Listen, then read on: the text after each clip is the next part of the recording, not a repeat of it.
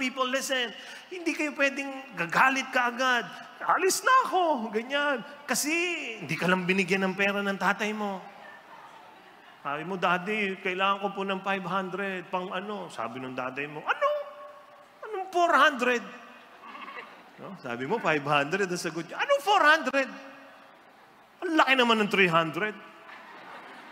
Akala mo ba madaling hanapin ng 200? 100 nga ang hirap kitain. Ano naman ang gagawin mo sa 50? O itong 20, enjoy. Grabing tatay ito, ano? Napakagaling. Ha? Huwag nagwawala. Bakit? Kasi hindi lang ikaw ang dumadaan sa mahirap na buhay. Lahat tayo.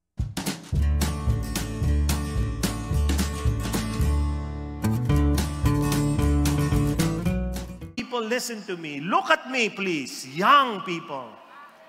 Life is difficult. Life is difficult. Nung maliit kayo, feeling nyo okay pa eh. Pero habang lumalaki ka, nararamdaman mo na parang mahirap pala buhay.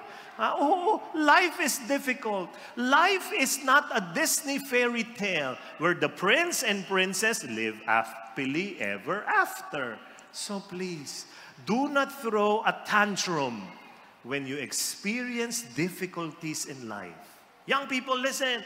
Hindi kayo pwedeng gagalit ka agad. Alis na ako, ganyan. Kasi hindi ka lang binigyan ng pera ng tatay mo.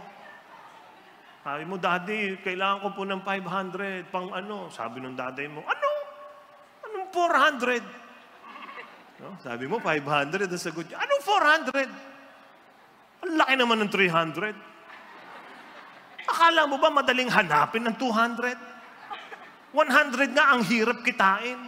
Ano naman ang gagawin mo sa 50? O itong 20, enjoy. Grabing tatay ito, ano? Napakagaling. Ha? Huwag nagwawala. Bakit? Kasi hindi lang ikaw ang dumadaan sa mahirap na buhay. Lahat tayo. Kahit yung kaklase mo na feeling mo perfect ang buhay, meron dinadaanan yan.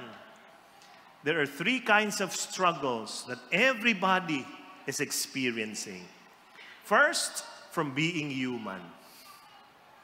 Second, from disobeying God. Third, from obeying God. Grabe, no? May struggle sa pagiging tao, may struggle pag hindi ka sumunod kay Lord, may struggle din pag sumunod ka kay Lord. O, pag-usapan natin yung una. Dahil ikaw ay nabubuhay sa mundong ito, you cannot escape these struggles. There are things you need to do that you have to do. Diba? Mga bata, naku, diba? Bakit? Kailangan mag-aral. Kailangan gawin ito. Bakit may assignment? Bakit may project? Bakit? Daming bakit. Ganyan talaga. Fathers, kailangan magtrabaho to provide for your family. Mothers, kailangan arugain ang mga, the deterioration of our bodies as we age. That's because we're all human. Lahat talaga tumatanda. Kahit anong gawin mo, talagang, yung iba, bumabagal lang talaga yung pagkatanda kasi palaging masayahin. O, tingnan nyo yung katabi nyo. Di ba? Hindi tumatanda. Tawa ng tawa. Konti lang. Ganun. Tumatawa mag-isa. No? Di ba? Pero lahat tayo tatanda. And death itself. Pero kahit tumatanda, tandaan nyo, meron pa rin forever. Meron. Hindi nawawala ang forever. Nakikita nyo ba yan? Wala? Ayan. Tingnan nyo. May forever. At hindi lang forever, meron pang forever.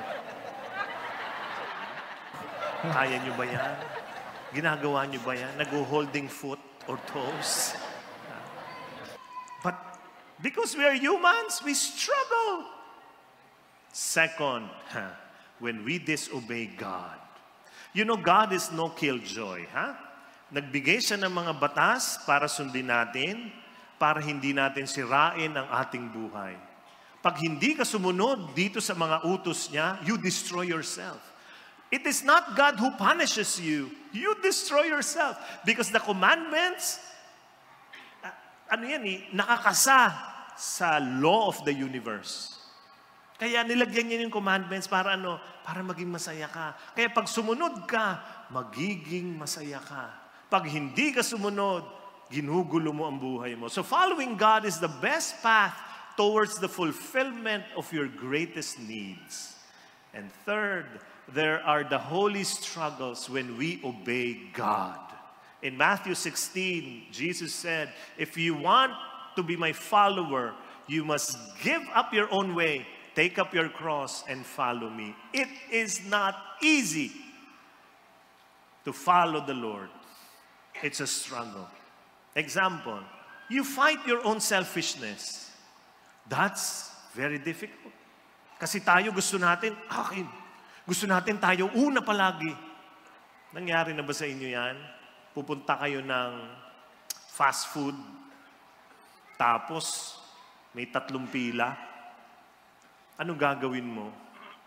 Pila ka rito, kasi gusto mo mauna ka eh. Yung asawa mo doon ka. Tingnan natin kung ano mauna. Di ba ganyan? Tapos mamaya titingin ka sa kabila, dito lilipat ka. Tapos mas nauna pa rin yun, galit na galit ka. Dapat doon ako, hindi ako lumipat eh. Diba? Diba? Experience nyo yan. Alam natin yan. Gusto natin palagi tayong nauuna. Selfishness. It's a struggle not to be selfish. It's also a struggle to love our neighbors, especially if your neighbors are animals. Diba?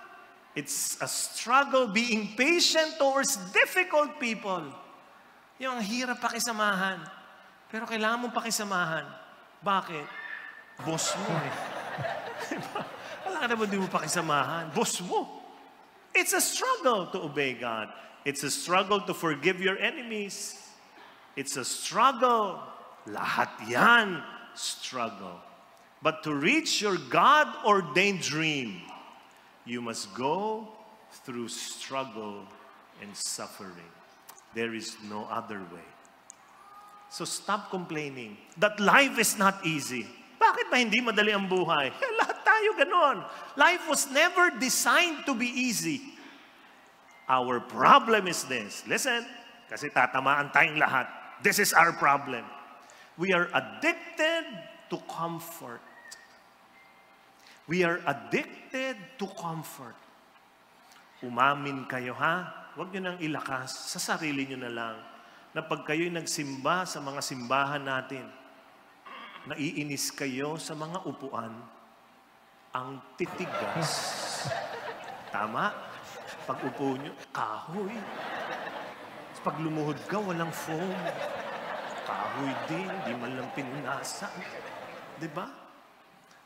We are addicted to comfort. Gustong-gusto natin yan. Nako, ako din. Gusto ko yan. I like comfort. I gravitate towards comfort. But comfort cannot be your highest value. It cannot be. Kasi pag comfort ang highest value mo, wala ka nang gagawin sa mundo. Lalo na kung nakuha mo na lahat. Okay na, may bahay at lupa ako, may sasakyan, may pera hanggang tumanda. Dito na lang ako, magbabasa ng dyaryo. May dyaryo pa ba ngayon? Di ba? Dito na lang ako. Manunood ng tawag ng tanghalan. Wala na. I will not serve anybody. Why? I'm addicted to it. Cannot be the highest value. Because if it is the highest value, you cannot accomplish anything great in this world. You won't. So, to accomplish anything great, you have to go through massive amounts of pain. At yun talaga yun.